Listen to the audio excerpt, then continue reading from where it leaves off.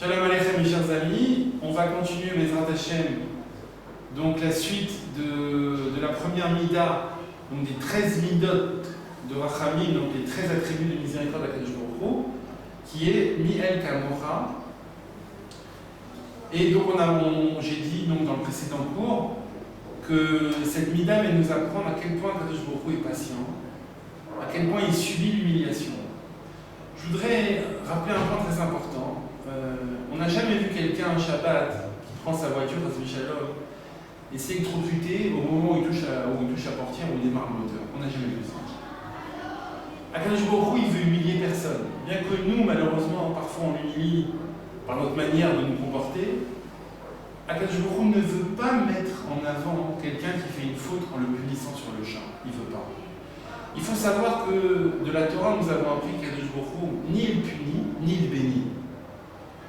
C'est la personne qui se bénit, qui se punit. C'est comme un tableau avec plein de boutons. Lorsque la personne, elle fait des mitzvot, elle apprend à l'étudier la Torah. Elle appuie sur les boutons, bracha, bracha, bénédiction, bénédiction, bénédiction. Et si la personne fait le contraire, eh ben elle appuie sur les autres boutons. Donc on doit comprendre que Akadosh Baruch Hu ni il punit, ni il bénit. C'est la personne qui se bénit ou qui se punit. Par ses actes, c'est toujours pareil. Tout ce livre vient nous montrer comment Akadosh Baruch Hu se comporte. Et par ses comportements, nous devons en fait apprendre comment nous comporter, comment nous corriger. C'est tout le but de cette étude de Bezrat Hashem. Il faut savoir que Akadosh Baruch Hu est partout. Et rien n'échappe à sa surveillance. Il voit tout. Rien ne peut lui échapper. On ne peut pas se cacher et dire que Akadosh Baruch Hu ne le voit pas. C'est pas possible. Kol haaretz malé kevodo. Toute la terre est emplie de sa gloire. Quelqu'un ne peut pas prétendre que Akadosh Baruch Hu ne le voit pas, ou ne peut pas prétendre qu'il fait ce qu'il veut et dérange personne. C'est faux. Akadosh Baruch Hu voit ce qu'il fait. Mais Akadosh Baruch Hu se tait et il subit l'offense. En plus de ça, on doit comprendre que, comme j'ai parlé la dernière fois, Akadosh Baruch Hu nous donne la force d'exister, la force de marcher, de respirer. Il nous donne cette énergie qui est obligatoire pour pouvoir vivre. Et nous, qu'est-ce que nous en faisons? De quelle manière nous en servons? Si on fait le bien, alors c'est là où on a appliqué toute la Torah. Mais si on fait le contraire, on se sert d'une force qui nous a été prodiguée pour faire des choses qui sont contraires à la Torah. Malgré tout, Akadosh Baruch Hu, il continue à nous donner. Il nous prodigue toutes les forces nécessaires pour vivre. Il ne vient pas nous retirer cette force. Il faut savoir que nous avons l'histoire d'un roi qui s'appelait Yarovam. Ce roi était un grand mécréant, un grand rachat. Il offrait des encens aux idoles, il faisait des choses qui étaient immondes. Et un jour, le prophète Ido est venu pour lui parler, pour essayer de le remettre sur le bon chemin. Et qu'est-ce qu'a fait Yarovam? Il a levé la main comme ça. Il a dit arrêtez-le. Et qu'est-ce qui s'était passé à ce moment-là? Il a eu la main paralysée. Les malachim dans le ciel vont dire que je me comprends comment il offre des encens aux idoles. Et tu dis rien, et tu te tais. Et pour un homme fait de chair et de sang, tu lui as paralysé sa main. Vous savez ce qu'il a répondu quand tu m'entends? Il a dit malachim, mais c'est un talmid chacham, Ido. C'est un érudit en Torah. Yarovam a manqué de respect, un érudit en Torah. C'est pas possible, c'est pour ça que je lui ai paralysé sa main. On se rend compte à quel point Akadosh Baruch Hu, il a de la patience.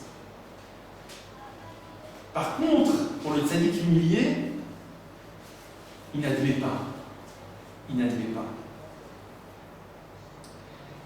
Et on fait des fautes, Radvé Shalom. Et Akadosh Baruch Hu nous donne de la force. Et il continue de donner de la force. Et il se tait. Et il se tait. Est-ce que si quelqu'un, un jour, nous manque de respect, on va se taire, mais on ne va rien dire, on va subir? Est-ce qu'un ami à qui on n'aurait fait que du bien pendant des années, et du jour au lendemain, toute la situation va se retourner, il va nous faire le plus grand mal, est-ce qu'on va réussir à se taire? Est-ce qu'on va réussir à subir l'offense? J'ai un ami qui m'a raconté que lorsqu'il prête de l'argent à une personne, en lui donnant l'argent, il lui donne une petite pierre. Pourquoi? Parce que lui dit, au moins comme ça, lorsque je me rendrai le bien que je t'ai fait, tu pourras me lancer une petite pierre, pas une grosse pierre. C'est exactement ça. Le Péliouette, il vient nous dire que lorsqu'on fait du bien à quelqu'un, il y a un Yetzirah spécial, il y a un mauvais penchant spécial qui se met en marche. On n'a pas envie d'être reconnaissant de cette personne. On n'a pas envie de reconnaître le bien qu'il nous a fait. On a envie d'être, comme on dit en hébreu, d'être fouitova. De ne pas rendre ce bien qu'on nous a fait. Et donc, Akadosh Baruch Hu, ici, toute la journée, il nous fait du bien. Toute la journée, il nous donne de la force. Mais malgré tout, des fois, et souvent, on ne s'en sert pas à bon escient.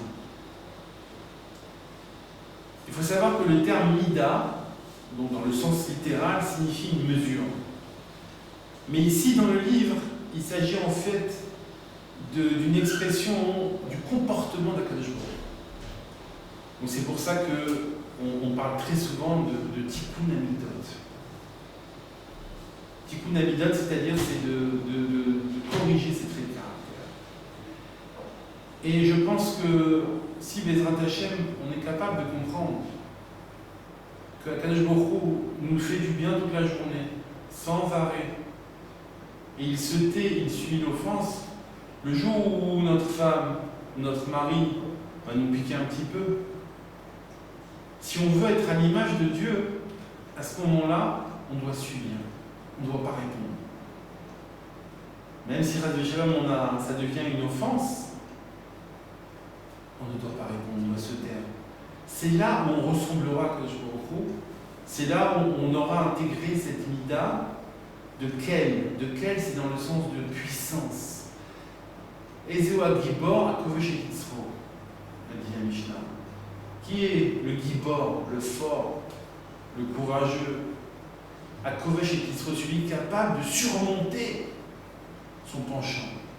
Et le jour où quelqu'un ne va pas être très agréable avec nous, va nous provoquer, si on veut être à l'image de Dieu et de réussir à passer cette épreuve qu'on nous a envoyée, c'est de se taire. Il faut savoir que les Chachamim nous ont toujours dit que celui qui est humilié et qui ne répond pas à l'offense et qui se tait et qui l'accepte avec joie, il est pardonné de toutes ses fautes. Et en cette veille de Rosh Hashanah, je souhaite à chacun, Bezrat Hashem, d'avoir un très bon jugement, un très bon xardin. Et si, Chas Shalom, d'ici là, on a quelqu'un qui nous provoque, on se taira, on dira rien, on subira l'offense comme Akadosh Baruch Hu. Bezrat Hashem.